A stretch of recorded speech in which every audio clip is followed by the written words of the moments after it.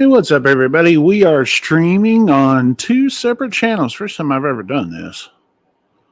So, this ought to be interesting. So, all right. So, I'm going to really only monitor one on my phone for right now. So forgive me if,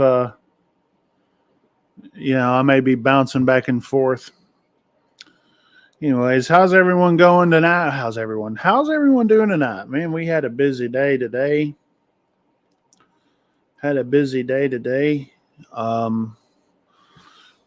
Capped it all off by walking tonight. It feels pretty good out here for summertime. And so yeah. What do you mean I need a hobby? This is like the first time I've been live in a few days there, Red Hawk. What are you talking about? Like, you're the one of the ones saying, hey, I want more late night live feeds. So here you go. So, yeah. Anyways, so I went by the Death Star today. And old boy right here. Old boy decided to go get him a Micah Parsons jersey.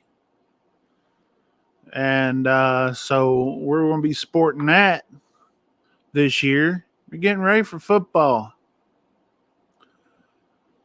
All right. More outros, huh? You say we want more outros. Well, we'll see. We'll see about that. We don't have a big production or anything like that. We just don't. But maybe one of these days I'll put some effort into this and not just sit here and go live from StreamYard, which, by the way, I think it's cool that we have two streams going on here. So it's the first time I've ever done it, because it looks like we have let's see, Dallas, Cal, they, thems. We don't really do that here. I don't know about you. Anyways,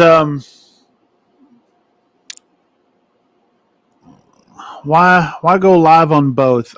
Really, to be totally honest, to give both channels a some activity.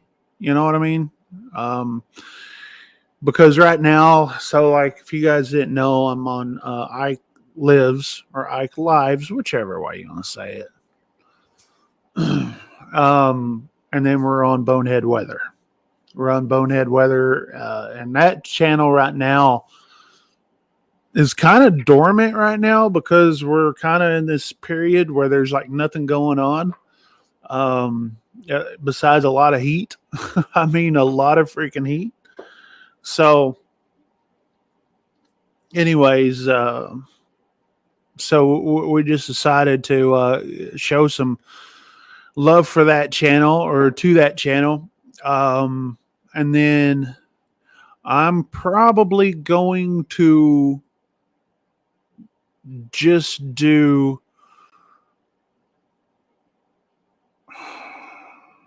I don't know. We've got a ham fest coming up that I'm going to do a video for. But I don't know which channel I'm going to put it on. So, I have two. I got Bonehead Weather and I have Deplorable Radio. Now, Deplorable Radio actually has decent views.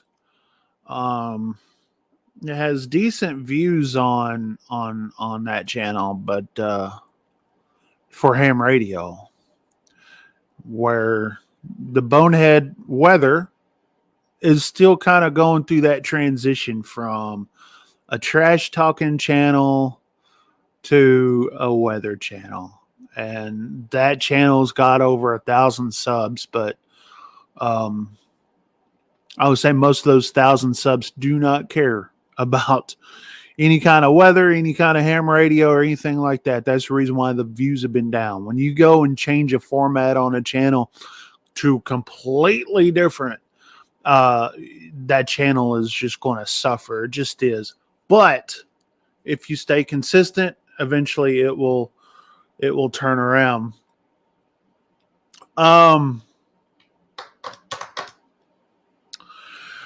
So I made a community post this morning, and the reason why I made the community post is because on what's his name? I guess the Truckers Coaches channel now Cooper runs. It's just freaking lame. I don't know why people do that, but anyway, he's like, go subscribe to over here, and then Coach has sent me texts, like, how come you haven't subscribed, or how come you haven't shared my channel? How come you haven't done this? And everyone else has done it, but you haven't done it. How come? Why? Thinking that you are entitled to me subscribing to you just because you know me, because you think you know me. First of all, I'm not even subscribed to the Coach and Stewie show, because you want to know the reason why? That sounds like something totally boring. There's nothing there that I care to watch. You know what I mean? There's nothing there. You know, this guy, they're not funny. They're not, I mean, they're going to be talking trucking. And I like talking trucking, but not the way they talk trucking. I mean, so Truckers Coach and Stewie, good luck with you guys, but don't ask me to share your stuff.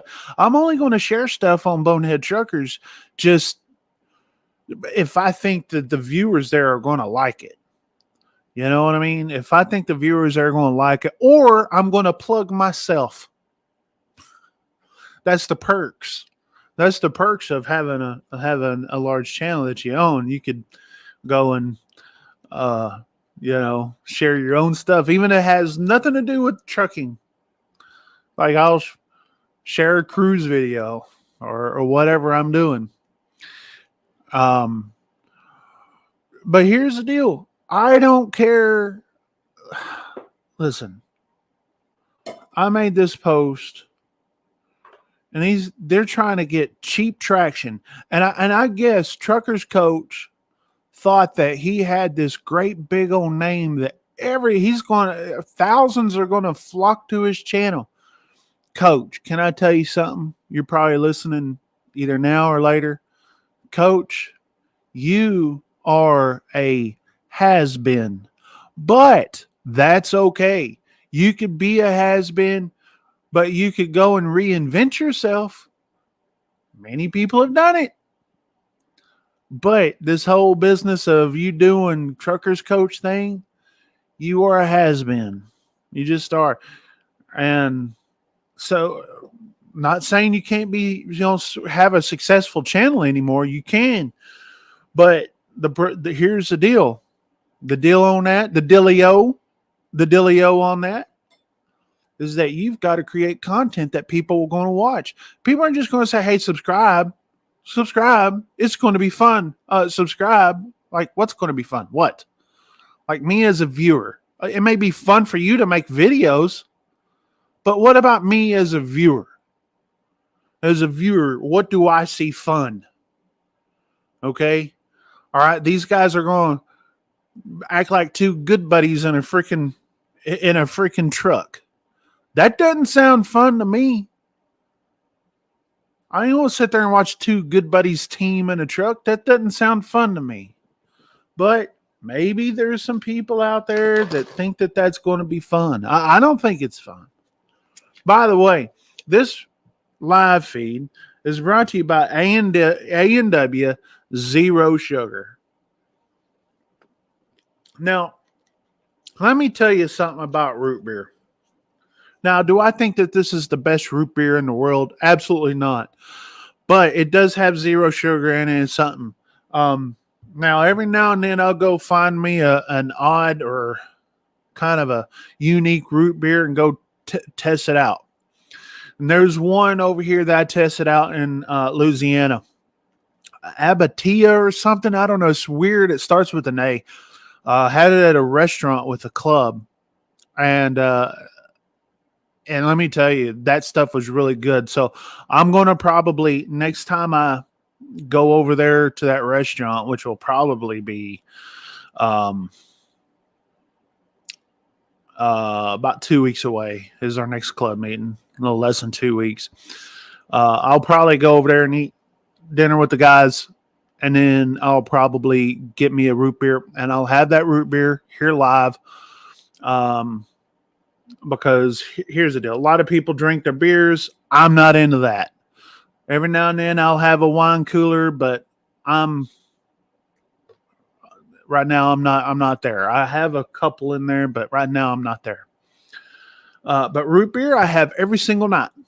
Every single night before I go to bed, I drink a root beer. And most of the time I'm not out here in the shop, right? I'm usually, watching something on TV or something, watching a movie with my wife or something like that, and I'll have a root beer.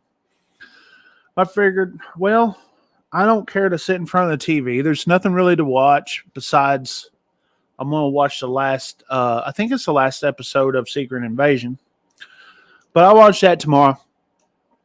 And I'll have my root beer then in the living room if I don't decide to come out here. But so just my little tradition that I have. So sorry, you're not going to get a bunch of drunken live feeds here. You just ain't going to do it.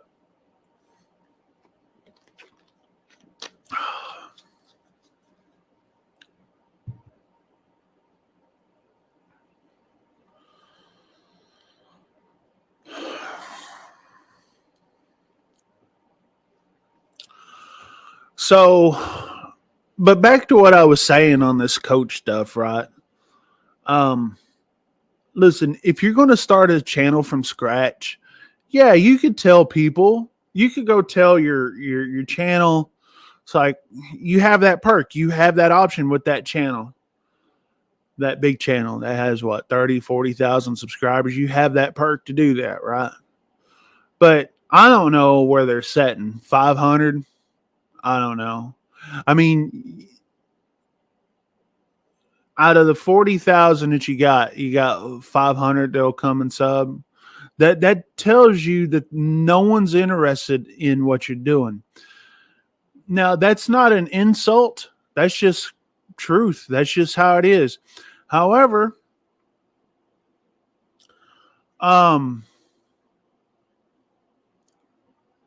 you could fix that with having good content. They don't even Randall says they don't even have 300 yet. See how long y'all had that channel going? Took a couple of weeks, not even 300. No one's coming for your name there, Truckers Coach. But if you actually put out content, that people want to watch, then they will subscribe. But don't think that you're going to have all these freaking leg humpers that you just don't. You just don't. You just don't, man. I mean, just go and do your thing. Create content and they will come. Now, I've also been hearing this.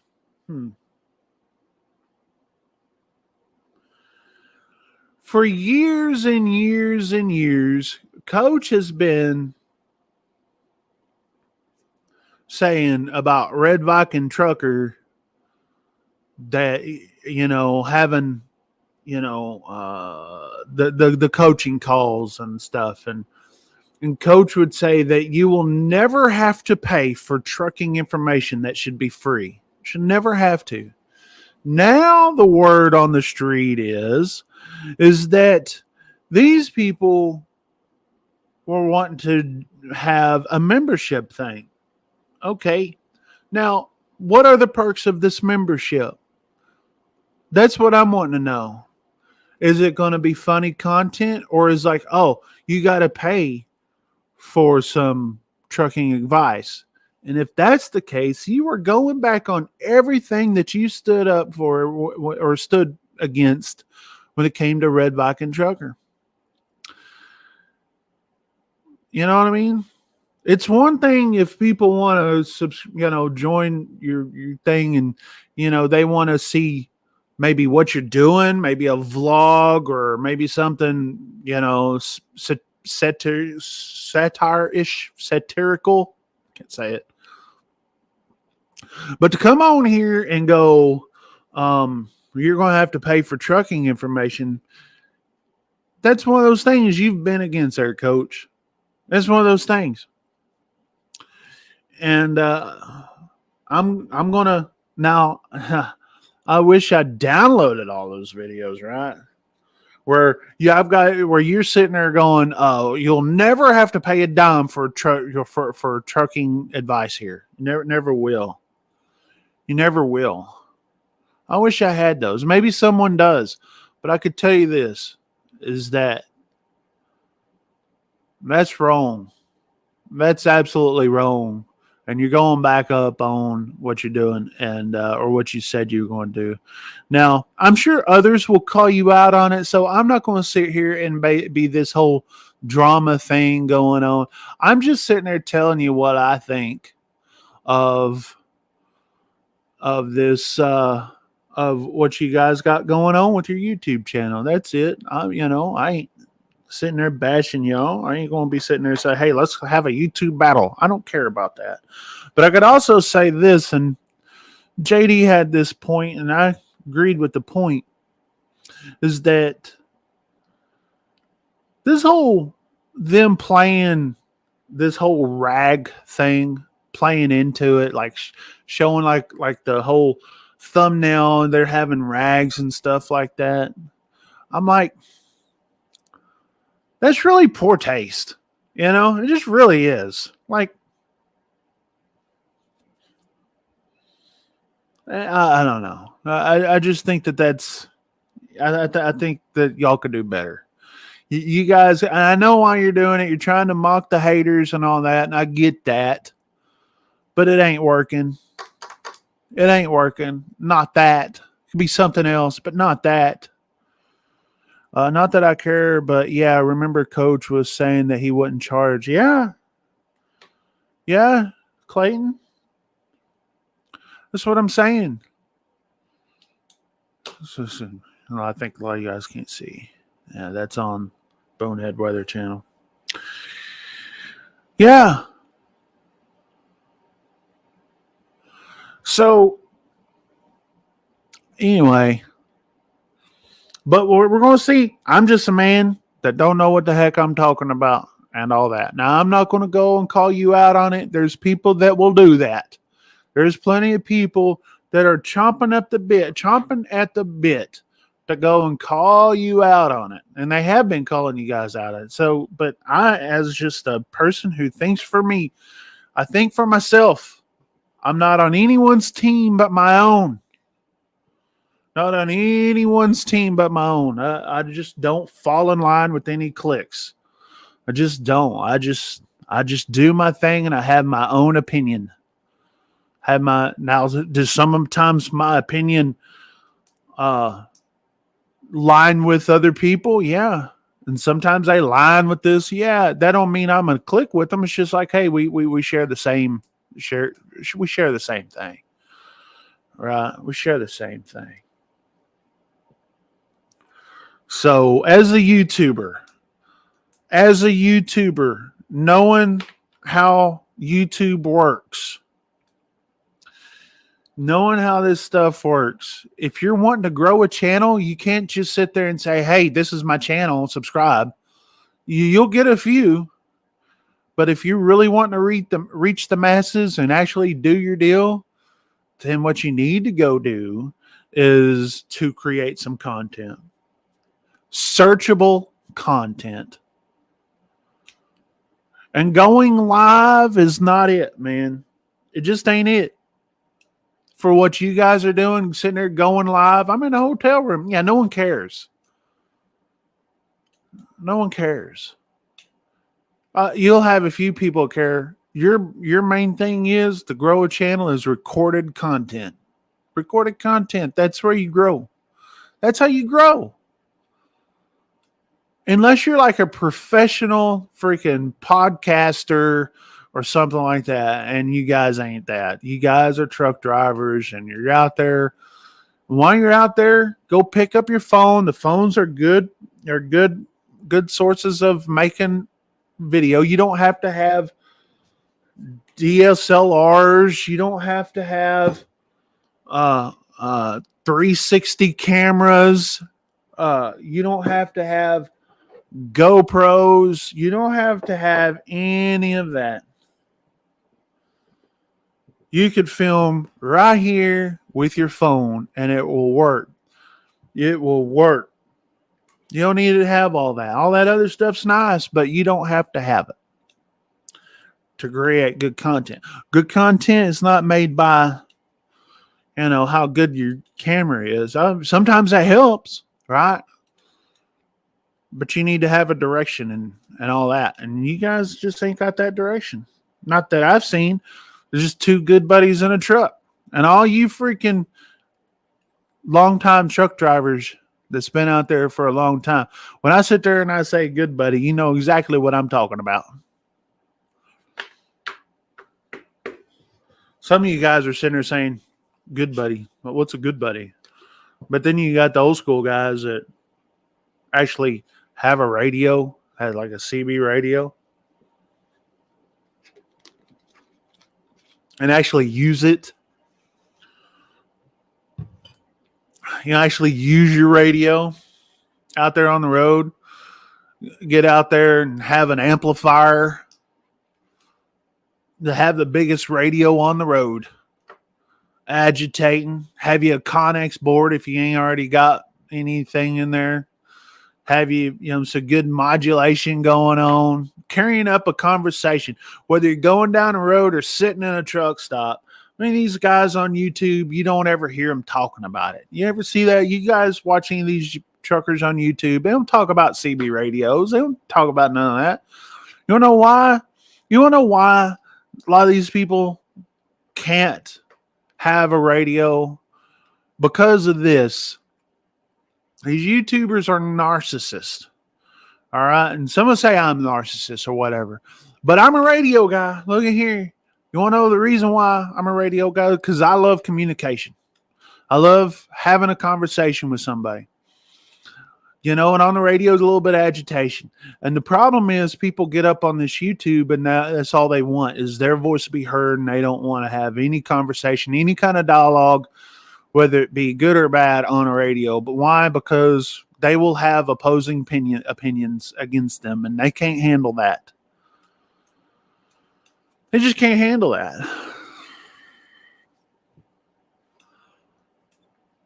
This is the reason why a lot of these guys are just loners. They're loners. They sit out on the road all the time. Right? They sit out on the road. They don't have a home to go to. Or maybe if they do, they don't know what to do when they get home. They don't know what to do when they get home. So, I'm home. What do I do? I don't know. Go find you a hobby, like Red Hawk says. Go find you a freaking hobby. But some of you guys are out there on the road so much that, you go and you freaking, by the time you get home, you have 3 days at home. And all that time, that first day you're at home, you're resting because you're tired. That second day, you may go do something with your wife or whatever. That third day, you're resting up and washing your clothes and all that kind of stuff. And going grocery shopping. That way you can, have enough food out there. Yeah, that sounds like a lot of fun. And people wonder, why did you like being home on the weekends? That's not real trucking. Local work's not real trucking. People are because I like having a life. I work to live, not live to work. And people don't understand that. You know what I mean? People don't understand that whole concept of just like, you know what, working Monday through Friday, and sometimes, it may be Sunday through Thursday or whatever, but you look forward to your days off and you're thinking, okay, I can't wait until Friday because I'm going to do this weekend. I'm going to do this weekend. I'm going to do that this weekend or what have you. You ever notice these guys that have a life? Some of them you see on YouTube. Some of them you do. And then some of them they just don't. I know when I was local and when I was dedicated, when I was home every weekend, I had a life outside of the truck. And I had fun in the truck. Right? I enjoyed trucking. I just do. It's a good job. It's provided. But when I'm done for the week or done for the day, if I was local, I'm not thinking about the truck. I'm just not. I'm thinking about, okay, the only thing I'm thinking about work related is what time I need to go back to work. That's it. Because on Friday, when I get home and park my truck, I'm done. I'm freaking done. And I'm looking forward to, like some dinner, hanging out with my wife and kids especially when they're younger, doing all that stuff, right? Saturday and Sunday, always doing something. Maybe sometimes it's yard work, always, yard work to do. But I mean to tell you, these guys anymore, they don't promote that. They think trucking is it. Trucking is the only thing to life. People say the real trucker has to stay out a month at a time. That's what a real trucker does. I don't know. A real trucker is someone who actually drives a truck. Okay. Someone who drives a truck and keeps a professional attitude, a professional appearance, and does it safely. It's on time. I don't know, man. I just get so frustrated. Oh, and then this whole running thing. Running, oh, you're not a runner. You're local. Most of you guys couldn't handle a local run whatsoever. You just couldn't.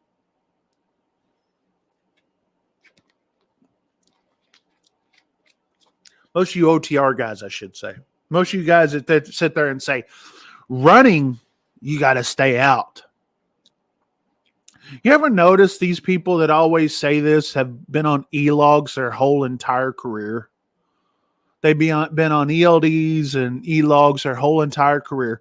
They've never had a job that they've ran paper logs, and they've never had a job that required you to either use loose leaf logs.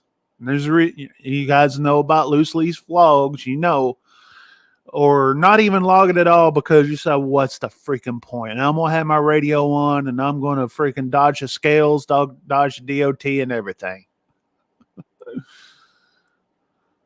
Most of these guys that sit there and say real runners, the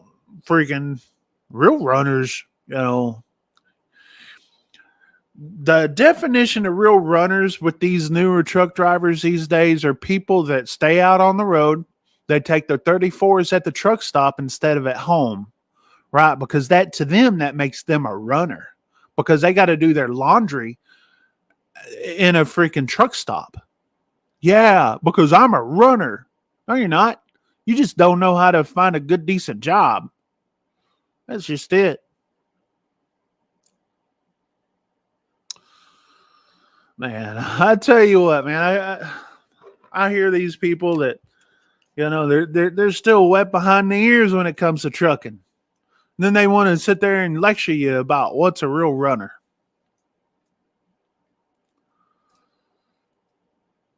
But anyway, Unfiltered says he's not a real trucker. He's a real moneymaker. There you go. I'm wondering how drive away would work. I want to try something different that isn't dragging trailers.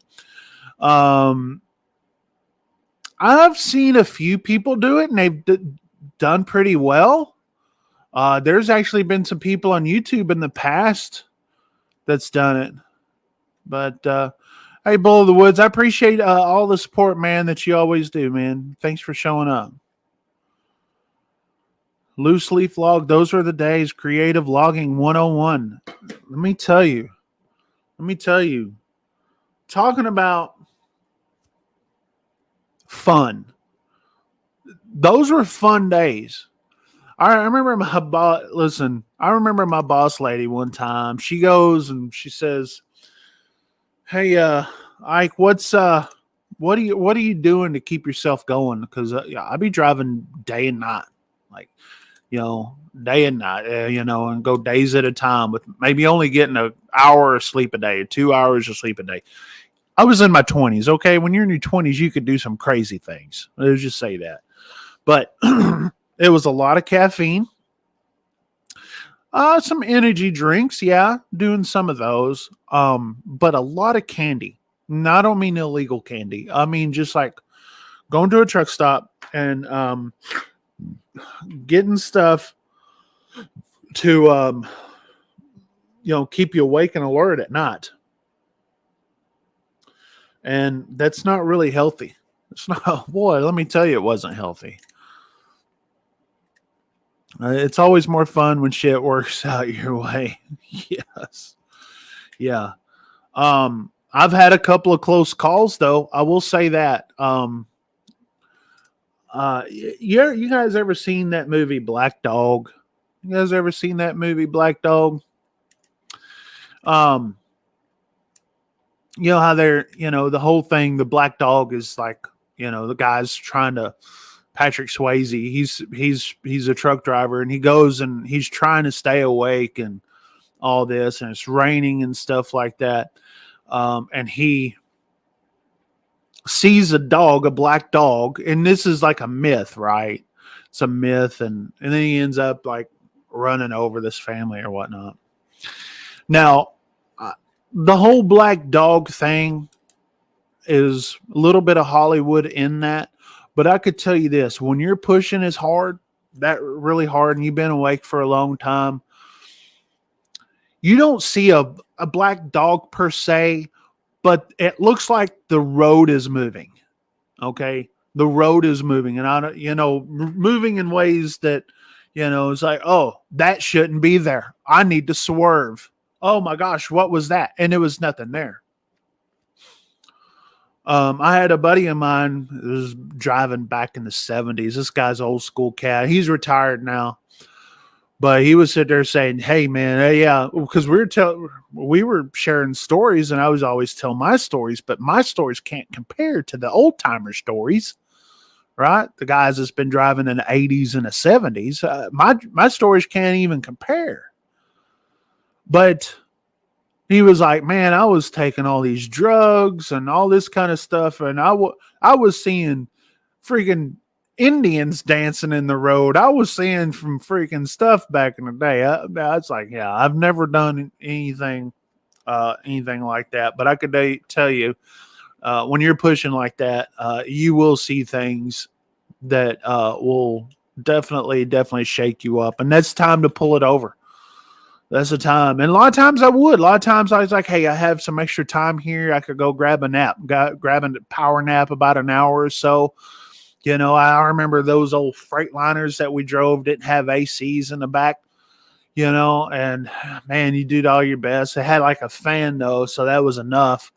And you go and freaking just get you an hour and then boom, wake up and it's like, man, I feel like $1 million for a little while, for a little while. And then, but when I would get home though, I would crash. Oh my gosh, I would go into hibernation. And, but these ELD YouTubers that's, up on here, these ELOG YouTubers sit there and talk about running like they're an expert. You know what I mean? So it's just, here's the thing, Unfiltered. So I was running there's a little town called Walnut Springs, Texas, which is south and west of Fort Worth. and I was running back and forth to Oklahoma City, back and forth to Tulsa, just nonstop, nonstop, nonstop. And I was up and down 35 so many times. Back in those days, I'm not sure if they do it now, but back in those days, they pulled over big trucks right and left, and they were in plain wrappers, right? They were in plain wrappers in those days, and shoot, let me tell you, and I'd always go by that Davis scale. I'd always just go around. There was an older lady working on that northbound side, and she was always looking for our trucks. And I mean, always looking for our trucks, because there was always a paperwork issue. That was it. And most of the time I went around that scale. But sometimes right there, right there, I can't remember what that road is, but you come down that hill and you exit off, takes you to Davis. So you go down there into town and then take you left, get you back on 35. Sometimes there'll be a DOT man sitting right there waiting for you to do that. And so you're like, yeah, I've got to go and take I got to suck it up and go through, and hopefully she'll be nice to us. Is this your 10-hour break? Yeah. Is that 77? Yeah. 77. Yeah, just go right up there, take you left, go back, get back on the interstate. I don't even know if that scale's even open anymore.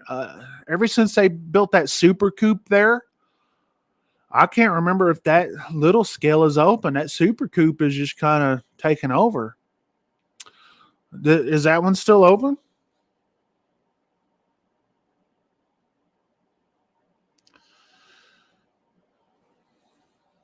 I was just wondering now, because there was an old lady there. She would always look for our trucks, but sometimes there would be other people that weren't either.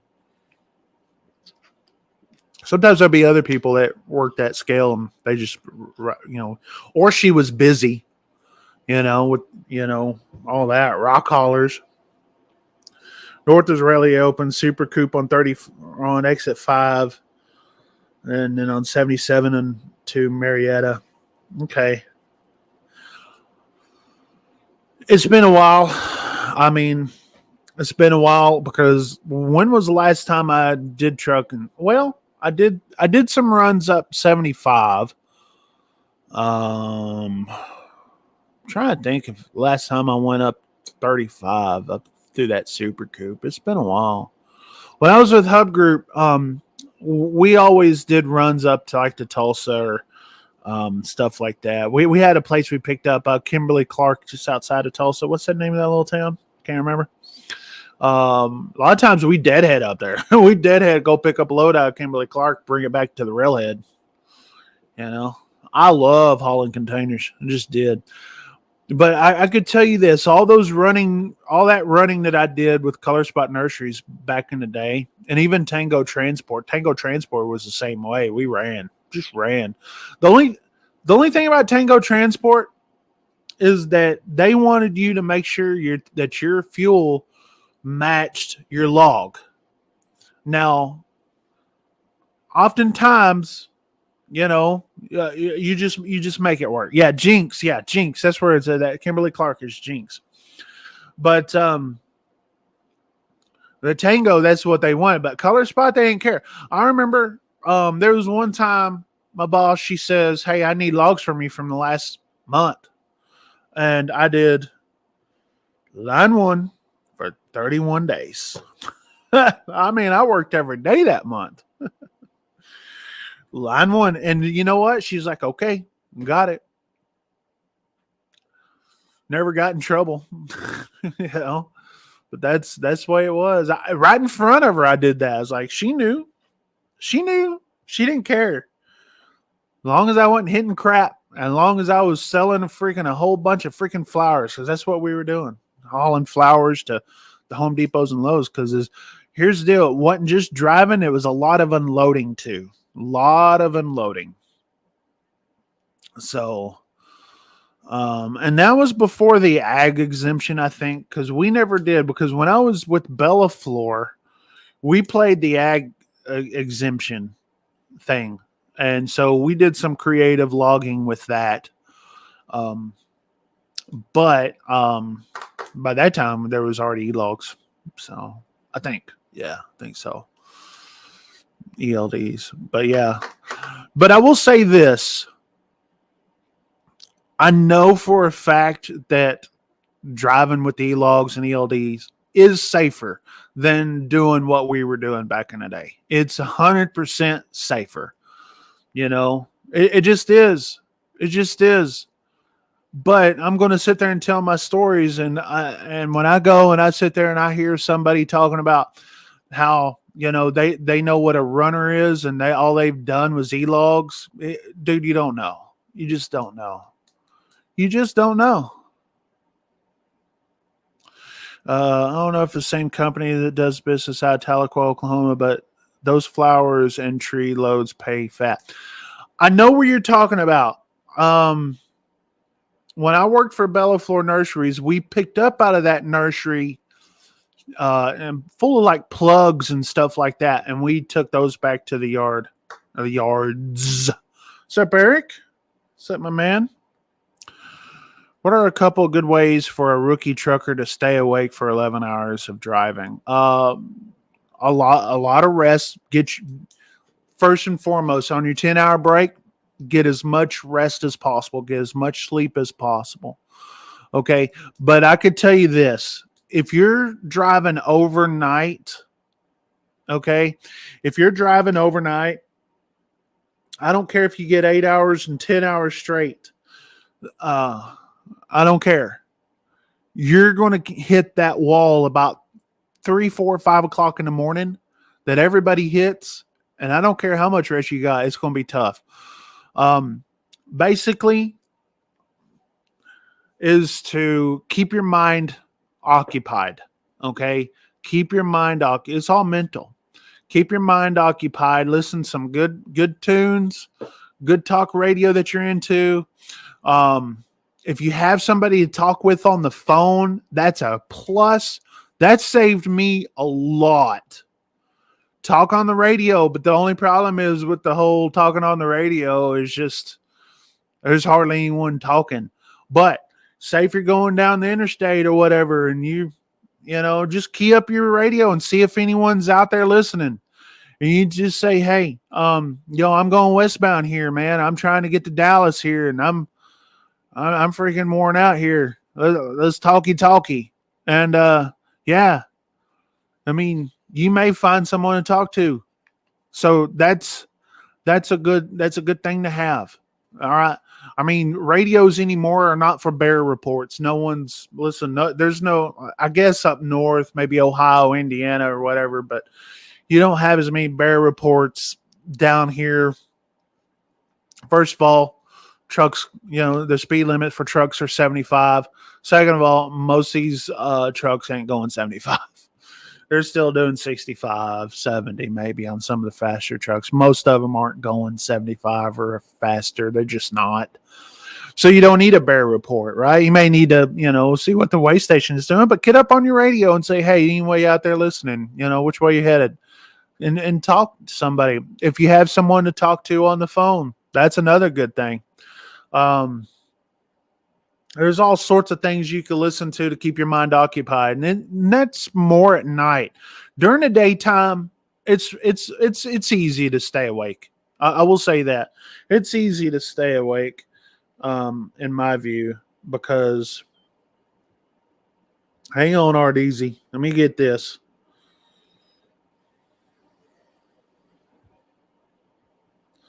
Yeah, daytime is a lot easier. All right. From Art Easy. $2.01. This is Cash App.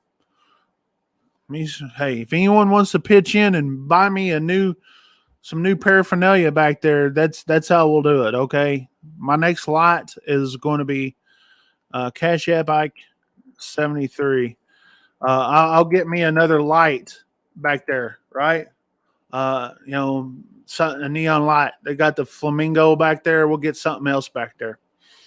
But this is from Art Easy to my Cash App. $2.01. Not 2 cents. Not $2 straight up. His message is this. It says, Willie must die. F that loser. So I'm just reading it. Listen, this guy pinched in a whole or $2.01, and this is what he does. This just ain't here that he does that. He goes all these channels. All these channels, he does the same thing. He spends hundreds of dollars to get his message out. Oh, freaking RDZ. And listen, I agree. I wouldn't say the dying part. That's I don't want that I don't want that on me. But I will say this. I know a lot of people say he needs a tune up, and Larry June disappointed me. I'm planning on listening to some upbeat music when I get a little worn out. Caffeine, stop and run around the truck a couple of times. Yeah, absolutely. Absolutely. Get your blood pumping.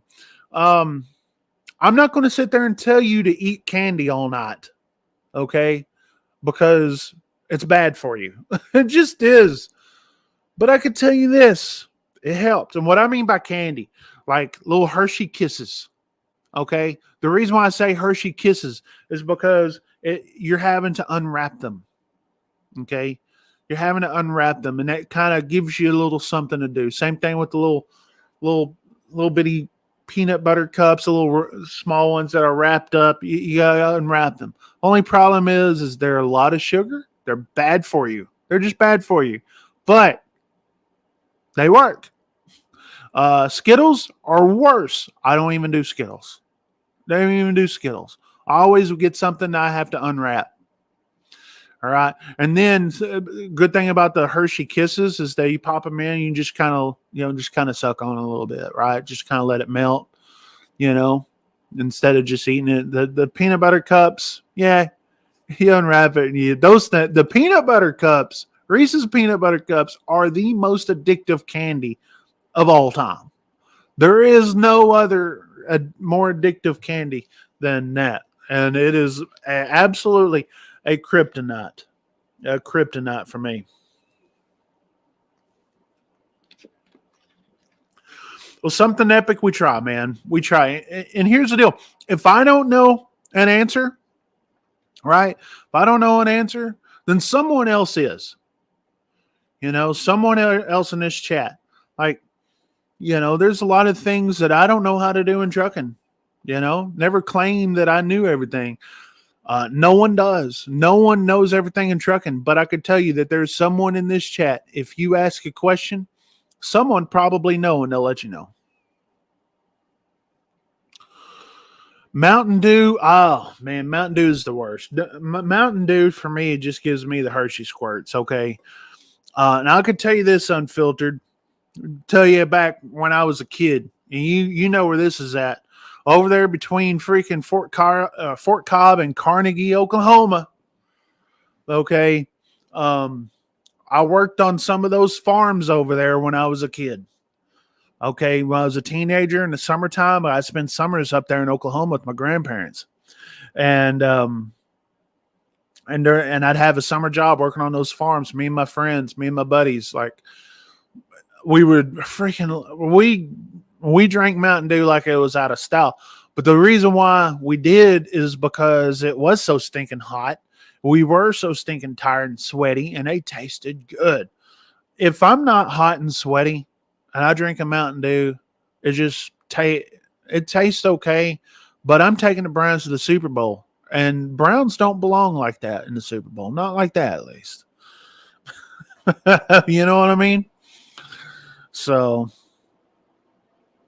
the best way to stay awake is not to drive at night. Yeah, exactly. Because like I was saying, Robert, it's like the thing about going and being up that late, no matter how much sleep you get, you're going to hit that wall. That bear's going to come up and grab you, get on your freaking shoulders and drag you freaking down.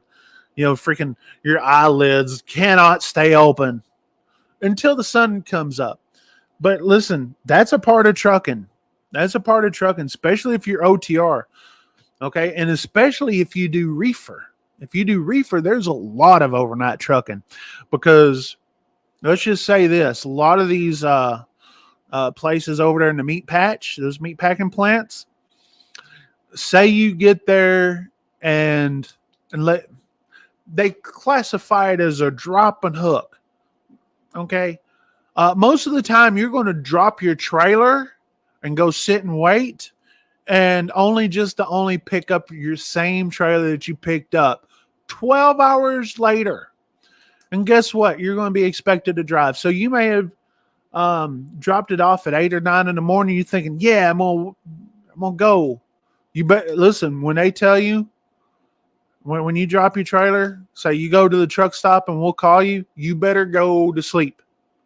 Get as much sleep as you can, because it may take all 12 hours. And when it's 8 or 9 at night, your trailer's ready and you're going, you already started your clock. Okay. So you better start going.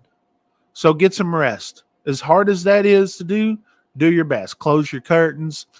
Turn the AC, crank the AC as hard as you can go, and do your best to grab some sleep.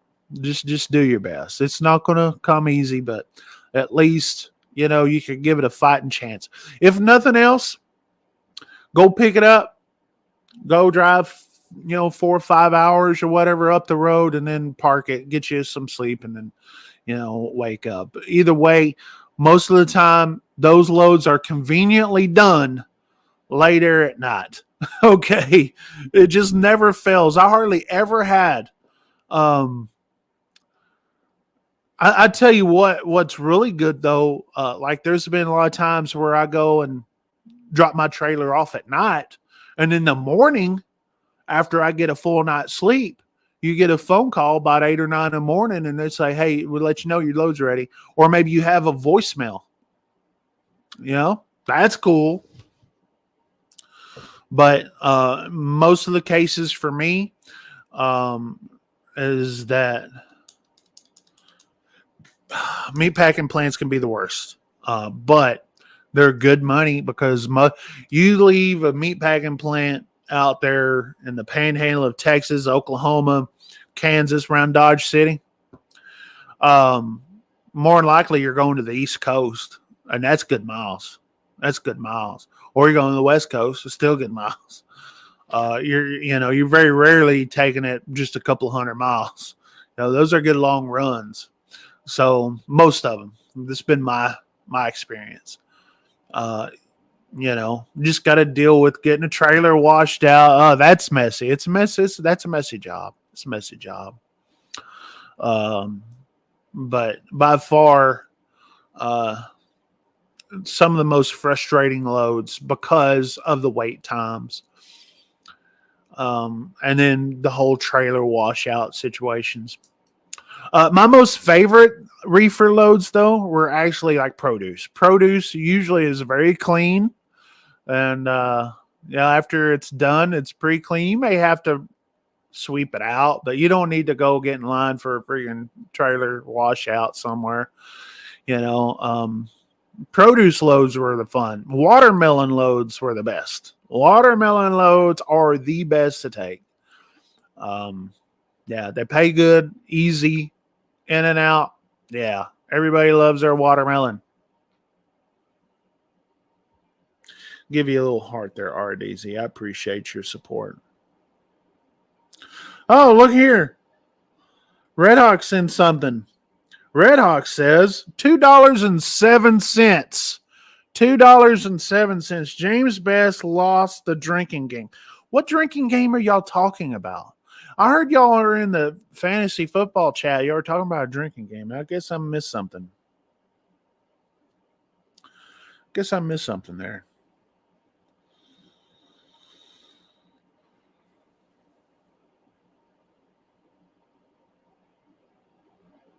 All right. Grass blower and coffee grounds to absorb odors is handy. Absolutely. I had a situation when I was with Butler. I took a load to San Bernardino, and the trailer was clean, and I washed it, but it had a strong scent of chicken in there after it even was washed. Okay. And I was over there and I couldn't. Where did I went to go pick up strawberries out Santa something, you know, one of those towns, Santa something, Santa Maria or Santa something like that. Um, and man, I just had the doors open and tried to blow it all out, and luckily they didn't say anything about it. Um, but yeah, I was good. Santa Maria, yeah, Santa Maria, yeah. Picked up strawberries out there. That now that was a fun load, right? That was a fun load because you take that from California. Where was I taking that? Missouri somewhere. And so went over the Rockies. It was a light load. It was only like even a half a load, but it was already really light. And I got all that on YouTube. That's all on YouTube. Not the whole smelly trailer thing. No, I'm not putting that on the YouTube. Like Boss Man would have said, "Hey, spray some cologne in there. Do something. I saw." No, but that run I got on YouTube where I'm going up the 101. Is that the 101 up there? And going up there, picking up, taking it across Utah, the Rockies. Beautiful run. And I love going over the Rockies when I'm nice and light and I pass everybody like they're sitting still going up the hill. Yeah, that's always fun. It's always fun taking a light load up through the Rockies. Yes, sir. I love trucking through the Rockies. I just do. A lot of people didn't like, don't like mountains. I'm not a big fan, but I do enjoy a good challenge, when it comes to that. And so, as long as there's not a bunch of snow on the ground, I'm good. All right. Like, heavy load. Oh, well, we'll just ride the Jake break down. That's all we'll do. I ain't that idiot that freaking goes and loses his brakes going down that final hill there going into Denver. And yeah, that was a mess, right? When I had my truck the past couple of years, I did nothing but Amazon, SoCal to Vegas and back, in and out. Paid great, missed doing that. My probably some of my favorite loads that I've done were the loads that I was doing from Pineville, Louisiana, which is outside of Alexandria, going to Dallas, back and forth. I'd do a back haul sometimes. Sometimes I wouldn't. But I do freaking, just Procter and Gamble, back and forth. I was home every day most of the time. Sometimes I didn't. Sometimes I would take a Costco load or something. But man, gravy. Obviously, I did the years on the Masonite dedicated account back in the day. Gravy. Freaking Temple Inland dedicated with Tango Transport back in the day. Gravy. That was drop and hook pretty much. Now you did have to do some live unloading, haul, with the scrap paper, and you had to go get out of your truck and go sweep it out, blow it out with a blower. But oh my gosh, got to go get out and do something. Now I enjoyed getting out and working. A lot of people didn't like to. I enjoyed getting out and working. Maybe help unload. Give me a pallet jack, or I would enjoy doing stuff like that. Yeah, that's something. Now I was never immune to getting out and getting into the trailer and actually doing something.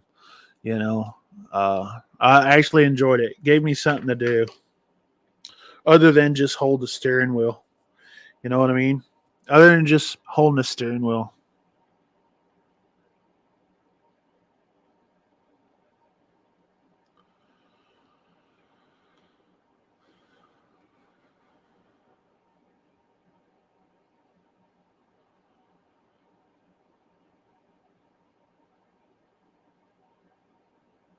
Sorry, I'm reading through comments. Watermelon season in Oklahoma kicking off now. I worked a watermelon farm when I was a kid. Worked peanut farms. Those are the main two. that I worked in the summertime. A lot of times it was keeping the weeds out, helping keep the weeds out. But yeah, that's what I did. It was so hot. We go jump in Fort Cobb Lake, like during the middle of the day or at the end of the day or whatnot to go cool off. Man, you can't beat that stuff, man. You just can't. I remember telling my football coach, at the end of the school year, they'd always ask, okay, what are you going to do to stay in shape during the off season? I'd say, well, I'm going to work on a farm in Oklahoma. Say, that's what I'm talking about. Yeah, get hard work. Like a lot of people say, well, I'm going to run this many miles a day. Like, okay, those are those guys. I'm working and playing and having a good time, staying active. So I do. I appreciate the trucking talk tonight, but it's, I enjoy it for sure. I didn't know we were going to talk trucking. I think the whole freaking coach and all that kind of stuff, and just I don't know. I didn't go and sit down and say, "Hey, I'm going to talk about this." Notice that the freaking title is late night root beer and stuff. Now, if I had to say, "Hey, I'm going to talk about this," then I'd talk about it.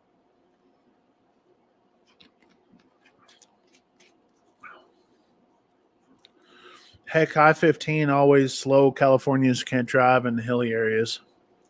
It's been such a long time since I've been out that way. Obviously, next year we're going to be in a trip to California, but it's for a cruise. Surprise, surprise, going on a cruise out of California. But I can't wait to go in a four-wheeler this time. Right? It'd be the first time I've ever been to California in a four-wheeler. It's like, well, why don't you fly? Because that takes the fun out of it. I like traveling. I just do. I love traveling. As a matter of fact, when I do my storm chasing, that's the best part of it. That's the best part of storm chasing for me is the traveling part. That's the most fun.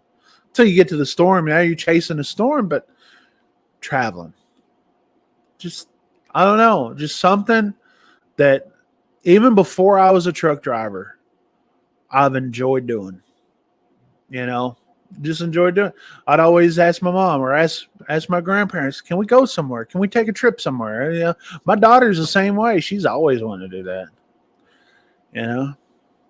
I'll be at that cruise ship asking for Ike. You don't even know what cruise I'm going on when I'm going. Freaking Red Hawk. I will say this, though, fantasy football talk, just for a brief second.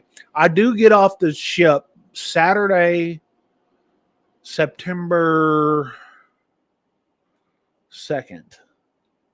So that means Sunday, is that September 3rd?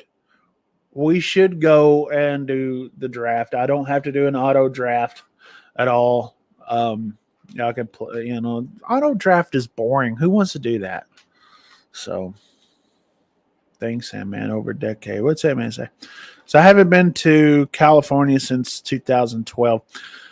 My last trip to California was, I want to say 2016, maybe. My wife was with me. Yeah, 2016. My wife was with me. I was an IC at Schneider, and we took a load from Chicago to somewhere in LA. I can't remember. One of the, to me, why you guys say LA is this, and then you got Fontana this. To me, it's all LA.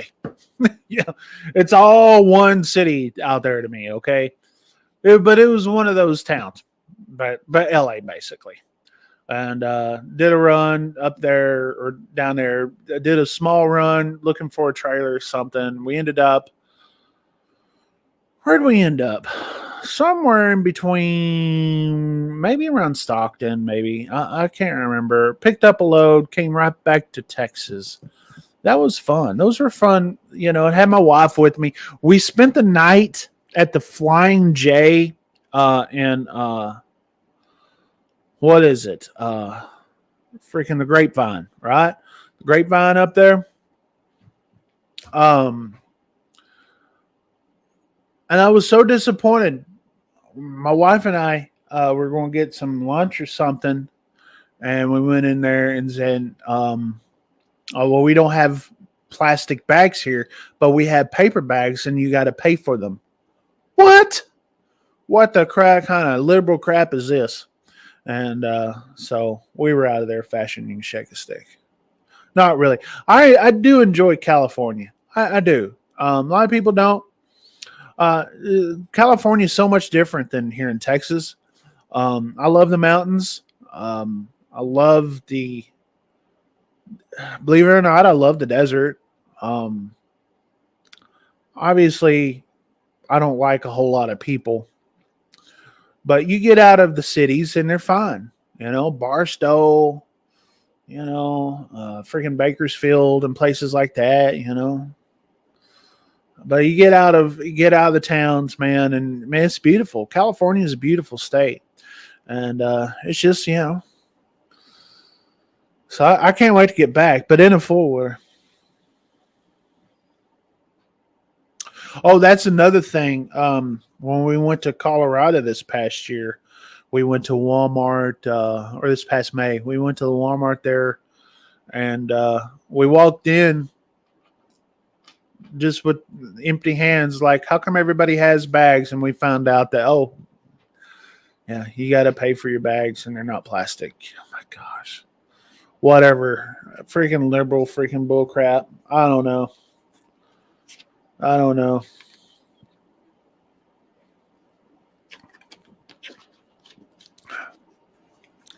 Put the plastic in a burn pile and burn it all. Okay, that's what I'm saying. Ike, if you're driving out past the Salton Sea, pretty bitchin'. I'll probably look that up. There's a place. I know you think I'm gonna be cheesy on this, and maybe I am, but one of my favorite movies of all time is the Fast and the Furious, the original movie. But there's a scene, and if you know what I'm talking about, the opening scenes, right?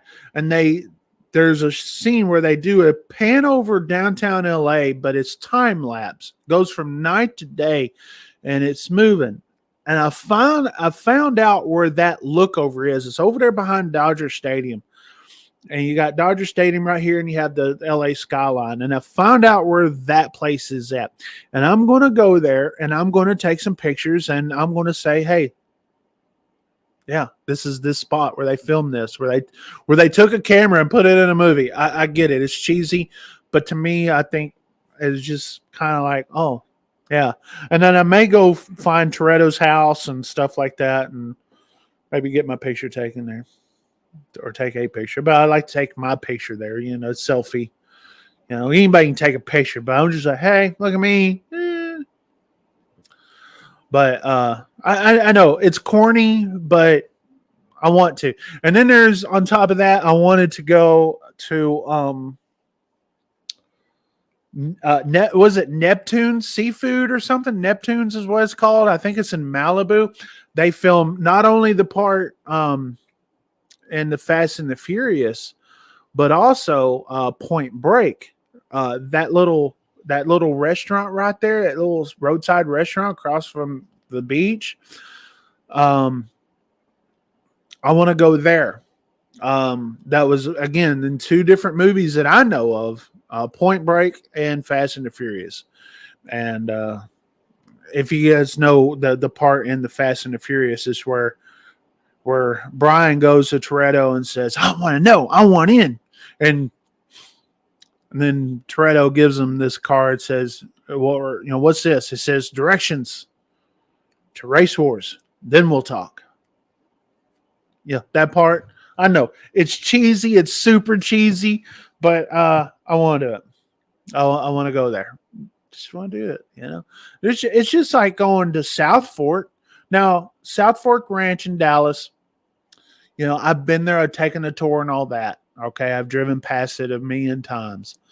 But when that show was on, and Dallas, when that show was on, it was like, that was the place. Um, well, South Fork's still there. They still do the stuff there, but I just think we're filming locations. I think it's cool to go look at it. The filming locations of certain things.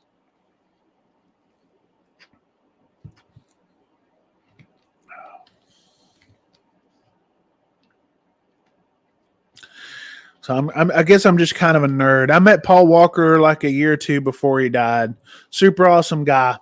That's cool. Something epic. I tell you what, after he died, that movie franchise has not been the same, because the whole point of the Fast and the Furious, you're following Paul Walker, who plays Brian O'Connor, and you're playing Dominic Toretto. All right, there's two little storylines right there, right? And these guys are the focus of the movies. And then when one of those guys dies, it's like now it's all about Toretto. And here's the deal: that's all cool and all, but no one cares. No one cares now. Especially when the storyline takes you into this little car. I can't remember what car it was, into outer space. No, it was dumb. You stop doing dumb stuff. Now, this latest movie is pretty good, right? I like the latest movie, but it's over. It's been over. They should have ended it right there when Paul Walker died. I hate to say it, because I had a lot of hope for it, but yeah. I really want Del Taco. Need code days. Hang on. Wife's texting me here. Let's see.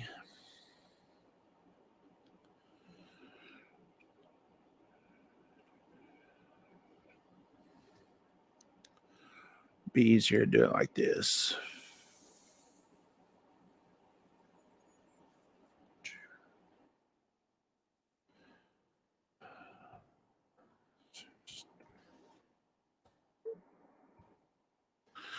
Dallas was the best TV show ever. I agree. It's still good. I'm like, you still go back and watch it. I do. But I'm a huge fan of Dallas, Texas, the town, right? Huge fan of the town. I mean, I know that town like the back of my palm, back of my hand. I could get around that town. It's just, yeah. Dallas is a fun town, and just like Oklahoma City, like Houston, like Austin. I know those towns. Even New Orleans. A lot of these towns, but especially Dallas. Especially Dallas, and Dallas has grown so much, man. It's grown so much. I'm so hooked on Yellowstone. Yes, Yellowstone. Oh, there's another TV show out there. Some called The Lioness. It's on Paramount Plus.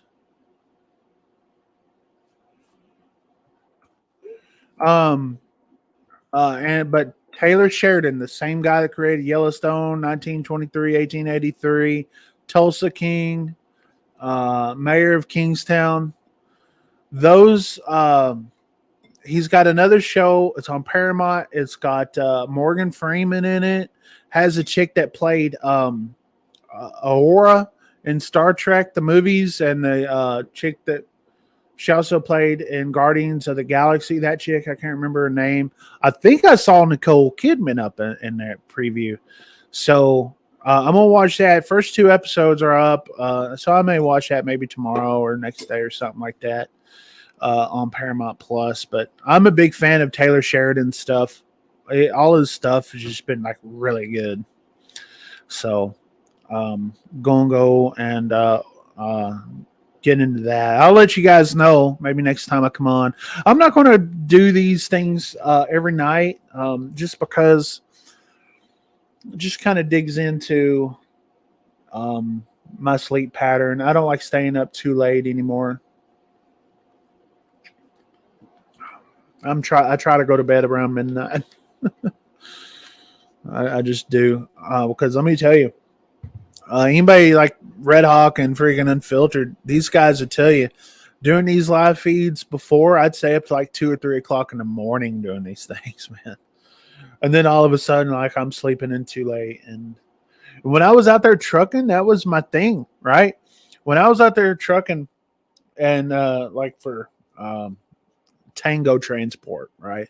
So Tango Transport was all like drop and hook, pretty much drop and hook, but there were the live loads and unloads were open and they were 24/7 except for the loading places that I picked up out of in the Dallas area where they load the scrap on you. They were just open from 8 to 5 or whatever. But that was fine because usually I would spend the night at the house and then go load up the next morning up there. So that was never bad. But running down to Bogalusa, Louisiana, Orange, Texas, places like that, those paper mills, those things are running 24/7. So, load up, even if you had a live load whenever you could. So I'd set my hours where I would run. I'd usually start my day about 8 or 9 o'clock. All right. I get up about 7-ish, wake up or whatever, maybe eat something a little bit and go. But I would run until 1 or 2 o'clock in the morning. And then I will go go to sleep, go find somewhere. And I always had my spots where I went to go sleep. I always had my spots. Most of the time they were at the shippers or receivers. They were at my customers. Sometimes I'd park. There was other nice parking place. Listen, parking spots were hard to come by at the major truck stops, but it's those little hidden spots that I go to. Work like a champ, right? Work like a champ. So, yeah, I love paper mills. I know a lot of people don't like. They smell bad, but when you have what Tango had, now I can say when you don't have a place where it's a dedicated customer, it was different. It's different. But when you're dedicated, when your company has a contract with that company, that customer, it works, and it worked for me. And yeah, I miss that. I do miss that. Talking about easy money. Oh my word. Of course, there's a lot of things in trucking that's easy money, but that's one of them.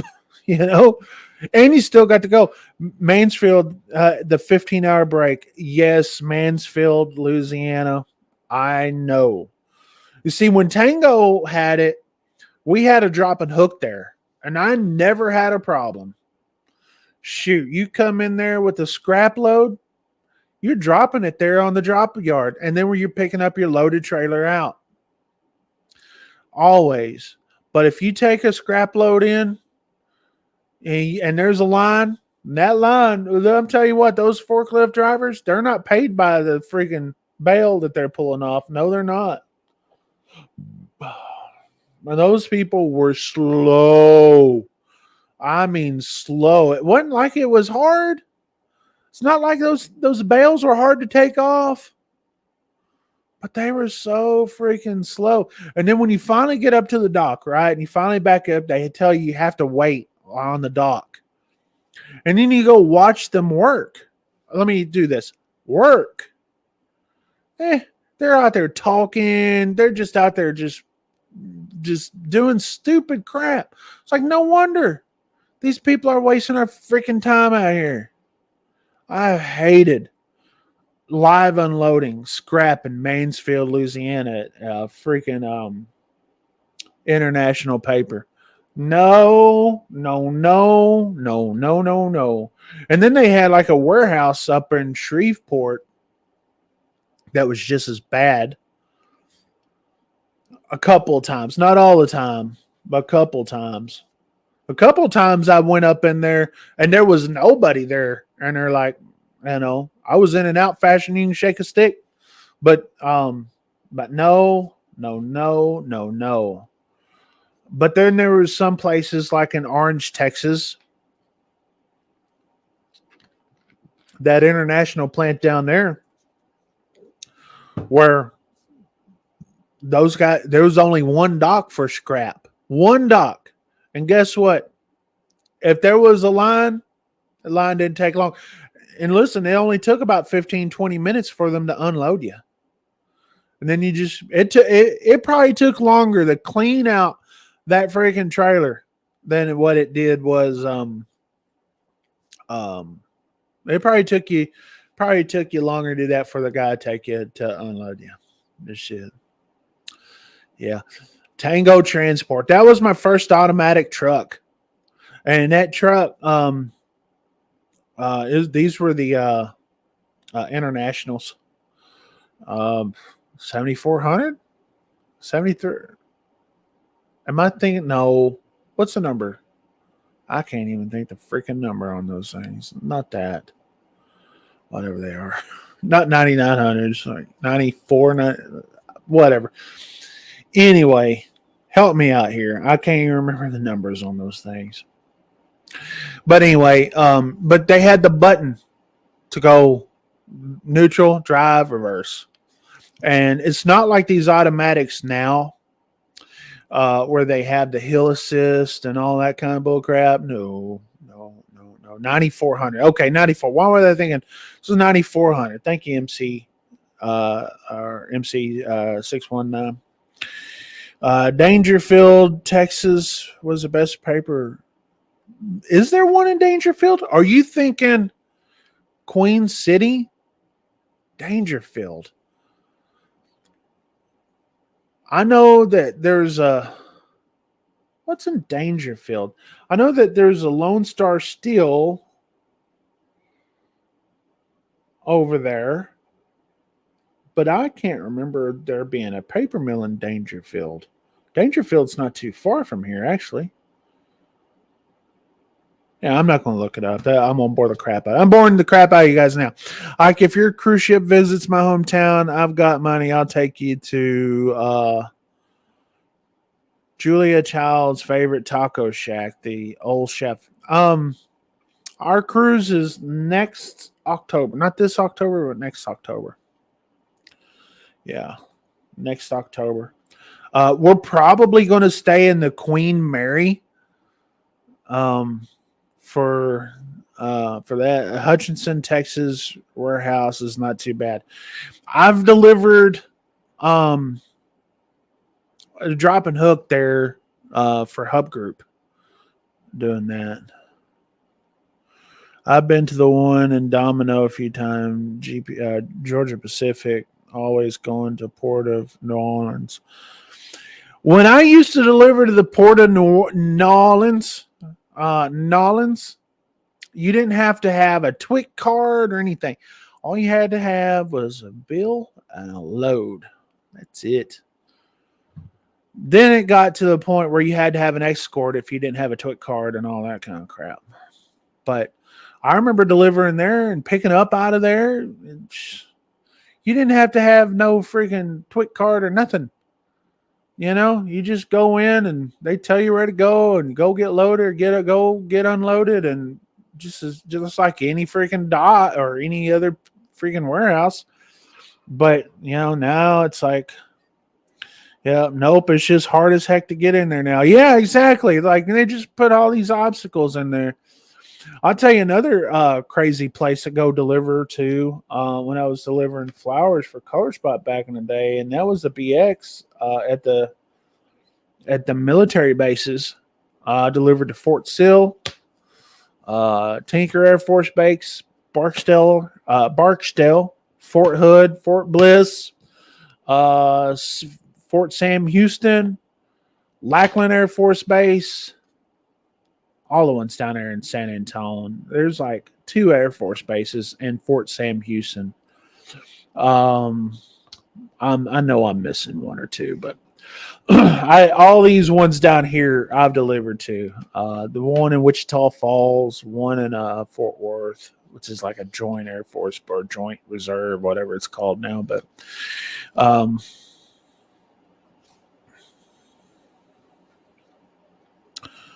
let's see, Queen Mary, you got to see the radio room. It's one of a kind. If they have that open, Robert, you know I'm interested in that. You know, I want to definitely see that. If they do like tours or something like that where you can go see it, yeah, obviously I'd be into that. That's for sure. But like Queen Mary's like right there where the cruise ship ports are, so we wouldn't have to go very far to go park or anything. So that's one of the things we're wanting to do. My daughter really wants to do it. She's going with us. They are, and they do a special event. Oh, really? Well, that would be cool. I need to look that up. I need to look up that special event station. Look that up and make a contact. That would be pretty neat, especially if they send you like a QSL card for it. I'm not a paper chaser or anything like that, but I can say that having a QSL card from those special event stations like that is pretty cool. The QSL cards I have are, you know, they're few and far between, but that makes them a little bit more special because I remember how I got them instead of I don't even know. Like I've seen so many people that have QSL like boxes of QSL cards, and most of them they forgot how they got them. Like, uh, my thing with radio is actually have a conversation with somebody. And usually the same people that are like me don't even own QSLs. I don't have QSL cards.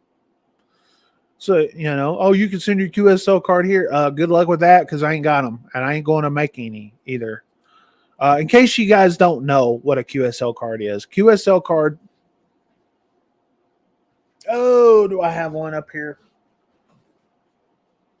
I put it up somewhere. I thought I had them.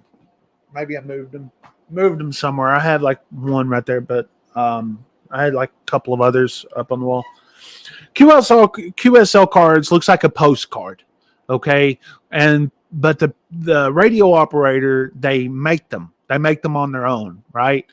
And on the back of it they have their call sign and their station set up, and then there's a little line where they could put a note in there, and then that's where they put your address and a stamp.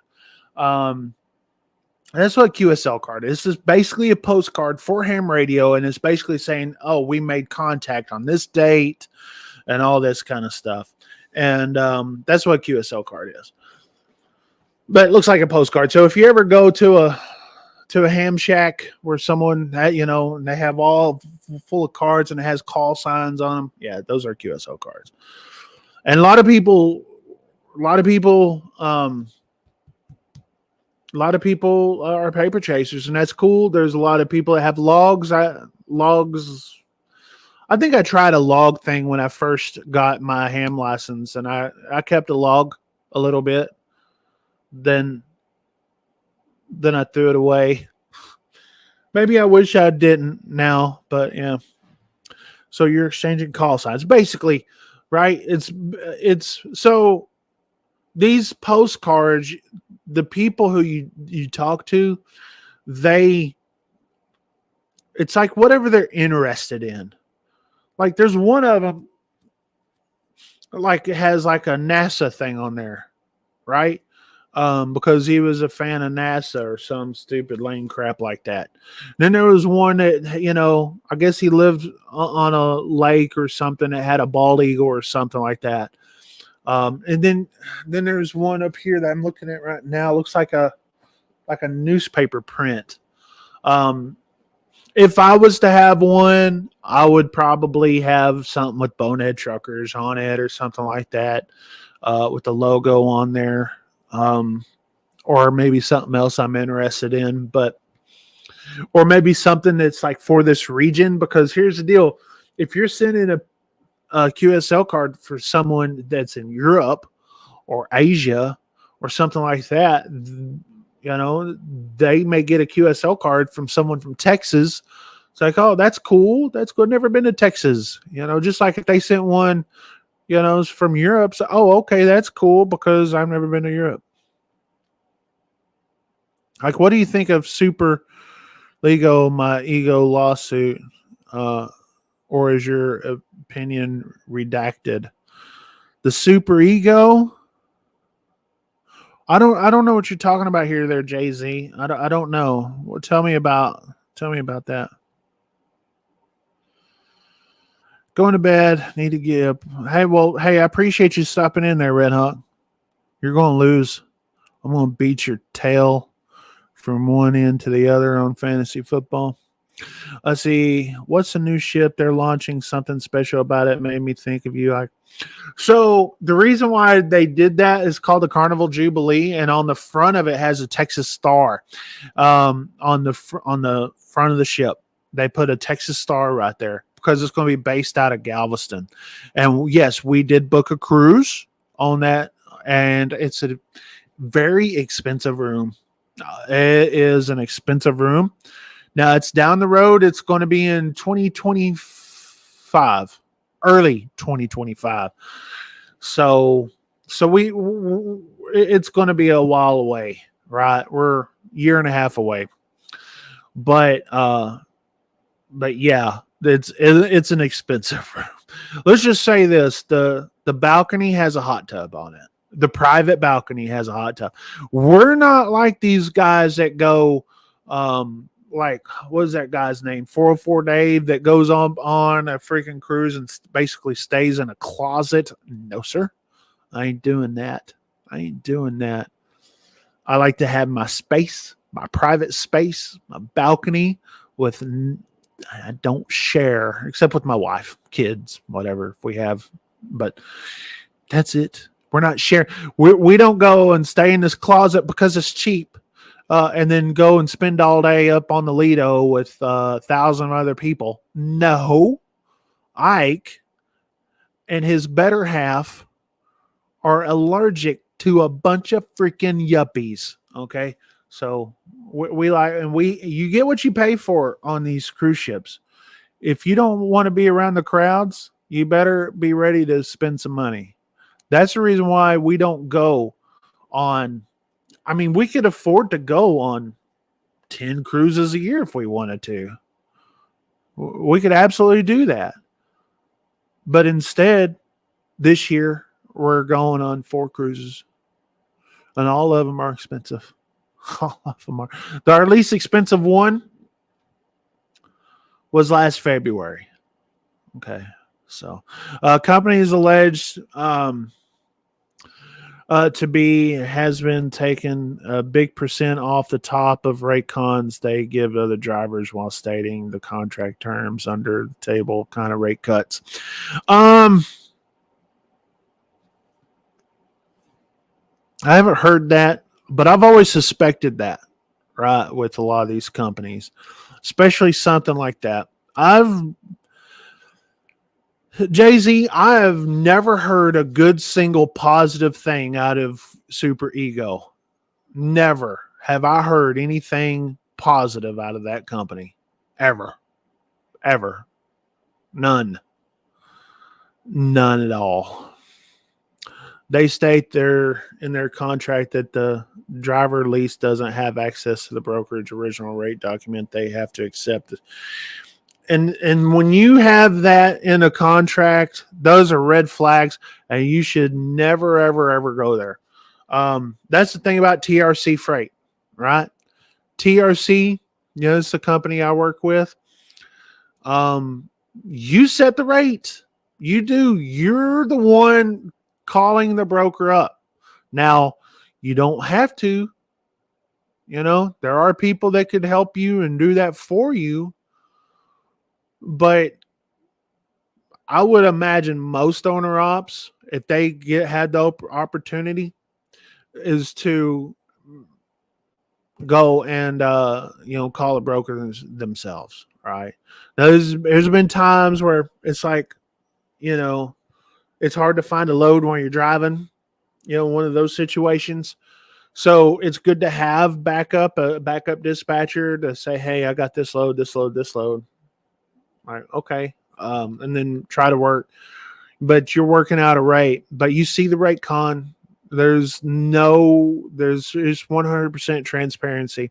And that's the reason why. And there's the deal. I've been to TRC Freight, been to their offices and know how they work, and they're legit, transparent. And those are the companies that need to get the exposure, right?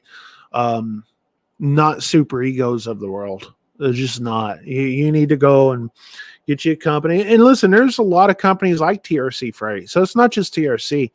Um, but I could say this: I work exclusively with them, and I could tell you that. And I've worked with them in the past too, before TRC was even a thing.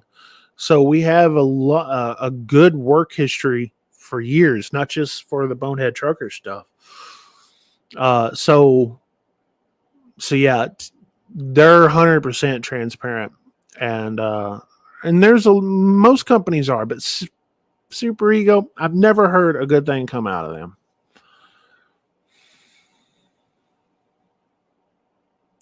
I've never been on a cruise. Not sure if I ever will, to be honest. You'd be surprised. You'd be surprised. Don't let me staying in these big, nice, fancy $10,000 rooms. Don't let me run you off with that crap. Okay, there's a lot of affordable cruises. We are the same way when we go to Vegas. Stay at the Cosmo or nothing. That's what I'm saying. We just. I don't like to consider myself. Oh, look at us, but we are kind of snobby when it comes to our cruises. We just kind of are. You know, um, we just are. We like a big bathroom with a shower and a tub. We like a big balcony. We like a big, place where you put all your clothes, closet, separate little vanity dressing room type of thing. And then perks like going to an exclusive members only freaking part of the ship where you could go and get in the pool and you don't have to worry about little kids peeing in the freaking pool. Why? Because it's adult only. And it's only certain people can go. And guess what? It's nice and quiet pretty much all day long there. Just, oh my gosh, it's so peaceful. And we got that for this cruise. There were the next two cruises that we have, and then the cruise in December. We got that. And then on our cruise going to Hawaii, we were staying in a suite, but it's not, they don't have the members only like pool area. So we won't have that. But we're going to freaking Hawaii for crying out loud. So who cares? Always wanted to do that. And then when we got back on the Jubilee, the Carnival Jubilee, it's going back to the Caribbean where we've always been going, but we're kind of going for the boat ride at this point.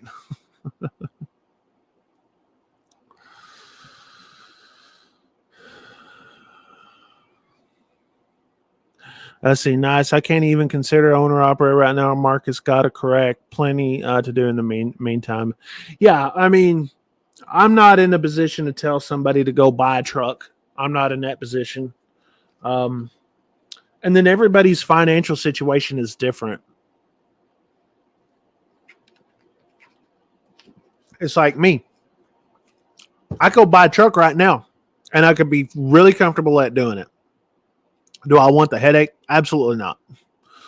Right? Do I want that headache? No. I don't need that headache. I don't need that. But could I? Absolutely. Absolutely.